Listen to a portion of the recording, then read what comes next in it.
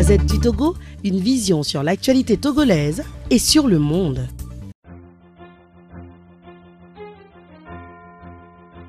Conférence de presse des organisations de la société civile togolaise. Déclaration liminaire. Les organisations de la société civile togolaise, signataires de la présente déclaration, suivent avec une profonde inquiétude la situation sociopolitique qui prévaut dans notre pays. Cette situation est la conséquence de la misère, de l'extrême pauvreté, de l'injustice sociale, des frustrations et du désir accru de changement. Les organisations de la société civile voudraient, par cette occasion, témoigner d'abord leur sincère reconnaissance au mouvement citoyen africain, notamment la Loucha et Filembi de la RDC, Balai citoyen du Burkina Faso, Jeunes Efforts du Cameroun, Yanama du Sénégal, Sendoum Mouja du Burundi, Wekap du Madagascar, Lina du Tchad, pour leur admiration, leur solidarité et leur encouragement à l'endroit du peuple togolais dans sa lutte pour les réformes. C'est aussi le lieu pour les organisations de la société civile de rendre un vibrant hommage à nos évêques qui ont, une fois encore et à travers une déclaration rendue publique le 14 septembre 2017, porté plus haut et de nouveau les aspirations profondes du peuple togolais. Les organisations de la société civile sont en phase avec les évêques qui ont souligné l'urgence des réformes demandées par le peuple conformément à la Constitution de 1992. Ils ont condamné l'usage excessif de la force contre les citoyens, parfois jusque dans leur propre domicile, et ont demandé à l'armée d'adopter une position républicaine de neutralité en évitant toute immixtion dans le débat politique conformément à notre Constitution. De même, les responsables des institutions de la République doivent éviter d'afficher publiquement leur appartenance politique. Les organisations de la société civile, signataires de la présente déclaration, font observer ce qui suit. D'abord, sur les libertés de manifestation, d'expression et d'information. Les manifestations des 19, 20 août, 6 et 7 septembre 2017 de l'opposition et des forces démocratiques ont fait l'objet d'une répression violente de la part des forces de l'ordre et de sécurité avec des tirs de grenades lacrymogènes à bout portant et l'usage quelquefois de balles réelles.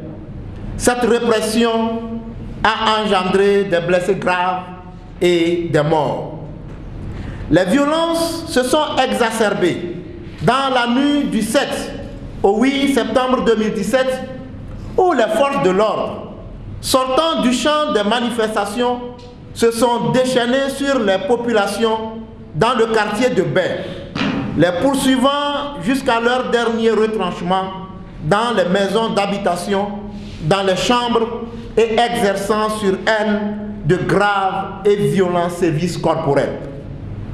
Les organisations de la société civile notent aussi avec une profonde inquiétude le fait que la ville de Kara, une ville située sur le territoire togolais, reste encore difficilement accessible aux activités et aux manifestations des partis politiques de l'opposition et des syndicats, alors qu'au terme des dispositions de l'article 1er de la Constitution togolaise du 14 octobre 1992, la République togolaise est une et indivisible.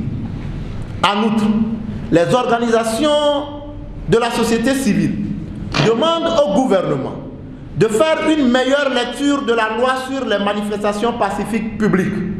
En effet, Cette loi qui permet de réglementer les manifestations organisées ne fait pas obstacle au déroulement des manifestations spontanées dans la mesure où une manifestation, fût-elle organisée, peut, pour une raison ou une autre, évoluer vers une manifestation spontanée.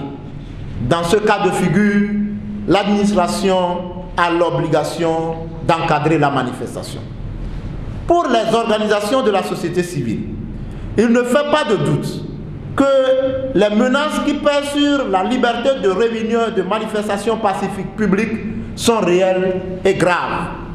Pour preuve, le ministre de l'administration territoriale, de la décentralisation et des collectivités locales a introduit un avant-projet de loi portant modification de la loi du 16 mai 2011 fixant les conditions d'exercice de la liberté de réunion et de manifestation pacifique publique. Au terme des dispositions de l'article 6 nouveau de cet avant-projet de loi, je cite, « Les manifestations publiques de grandes foules ou de petits groupes ou tout attroupement, quel que soit leur caractère, sont interdits durant les 30 jours qui précèdent la tenue sur le territoire national d'événements importants de portée nationale, régionale ou internationale engageant la vie de l'État. » La dite interdiction couvre aussi la période pendant laquelle l'événement a lieu et durant les 15 jours qui suivent les 10 événements. Les organisations de la société civile élèvent une vive protestation contre cette volonté manifeste et renouvelée du gouvernement de restreindre au maximum et de vider même de sa quintessence une liberté universelle et constitutionnelle chèrement acquise et qui reste l'essence même de la démocratie en élevant des interdictions fantaisistes absolues et générales. Les organisations de la société civile exigent du gouvernement que soit purement et simplement retiré cet avant-projet de loi et restent fortement mobilisées à cet effet. Cette situation de violence et d'atteinte grave à l'intégrité physique des citoyens a culminé avec l'interruption délibérée du réseau Internet et de la messagerie les 5, 6, 7, 8, 9 et 10 septembre 2017, le retrait par les autorités togolaises de l'accréditation à Emmanuel Sodji, correspondante de la chaîne de télévision TV5 Monde au Togo. Sur les lieux de manifestation, alors qu'ils étaient dans l'exercice de leur profession, des journalistes de médias privés comme Ekpe Kossi du journal Le Correcteur, Théophile Adam Lété de la radio Victoire FM, Marc Aboflan de la presse en ligne Élite d'Afrique ont été gravement pris à partie et violemment passés à tabac par les forces de l'ordre et de sécurité. Un autre journaliste de reporter, le nommé Kombete Kombe, s'est vu retirer sa caméra de reportage par les mêmes agents de sécurité. Les intimidations et menaces sur les journalistes continuent avec la convocation, le vendredi 15 septembre 2017, du directeur de publication du journal Triangle des Enjeux, Jérôme Sossou, de Amenounia Junior, directeur de publication du journal Koussassa, et des informations persistantes sur une probable arrestation du directeur de publication du bi-hebdomadaire L'Alternative, M. Ferdinand Haïté. Ces nombreuses entraves et atteintes graves au droit à l'information et à la communication ont plongé les populations dans une grande torpeur et une psychose généralisée et contrastent avec les déclarations des autorités gouvernementales qui prônent la paix. L'État togolais doit cesser de se présenter comme une réalité répressive et menaçante pour les populations dont il a pour mission de garantir la protection des droits et d'assurer la sécurité conformément à l'article 13 de la Constitution de 1992. Les organisations de la société civile condamnent fermement la brimade et le mépris avec lesquels le gouvernement réagit aux revendications légitimes des citoyens. Sur la question des réformes constitutionnelles et institutionnelles, la cause profonde du malaise et de la crise que connaît actuellement notre pays trouve sa racine dans l'absence de la mise en œuvre de ces réformes.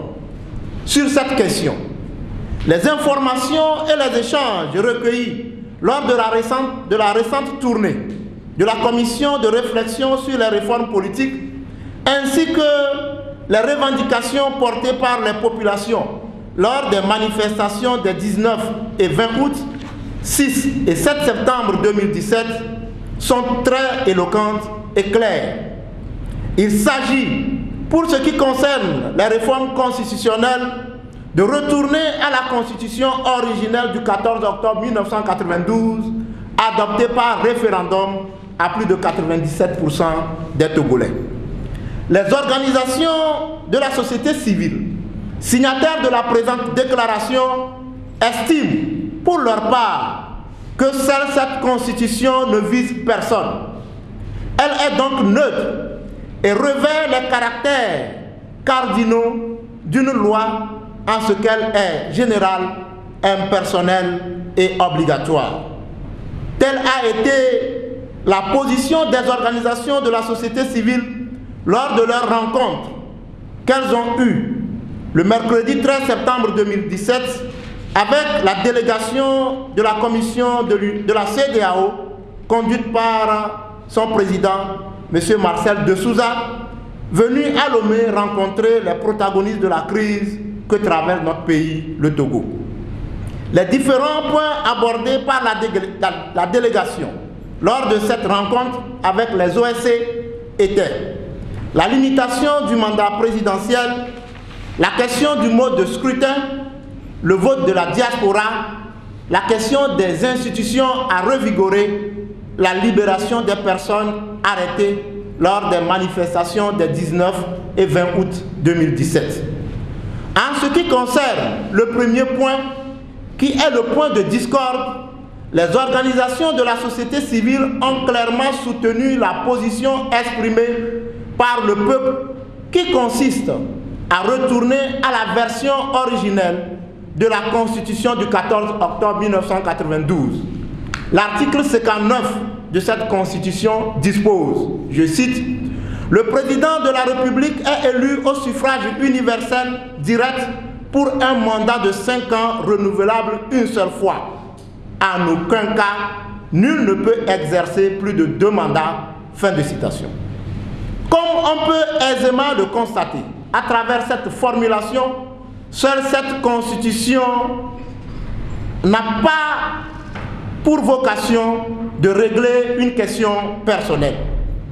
Les organisations de la société civile ont ensuite réitéré et insisté sur la libération des personnes arrêtées et détenues dans le cadre des manifestations en vue de la décrispation de l'atmosphère socio-politique.